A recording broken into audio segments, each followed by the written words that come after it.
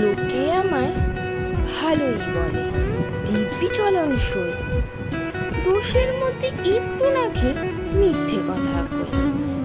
ঘাটশিলাতে যাবার পথে ট্রেন ছুটছে যখন, মায়ের কাছে বাবার কাছে করছি বকম বকম। হঠাৎ দেখি মাঠের মধ্যে চলন্ত সব গাছে এক এক রকম ভঙ্গি ফুটে এক এক রকম নাচে। ও মা, দেখো নৃত্যনাট্য! যেই বলেছি আমি, মা বকে দেয়, বড্ড তোমার বেড়েছে ফাজলামি। চিড়িয়াখানার নাম জানো তো? আমার সিজু মেশর আদর করে দেখিয়ে দিলেন পশুরাজের কেশর।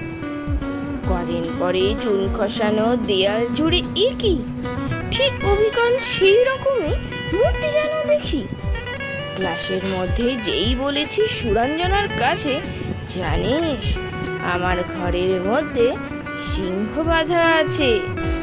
শুনতে পেয়ে দিদিমণি অমনি বলেন, শোনো, এসব কথা আবার যেন না শুনি কখনো। বলি না তাই সেসব কথা সামলে থাকি খুব, কিন্তু সেদিন হয়েছে কি এমনই বেয়াকুল।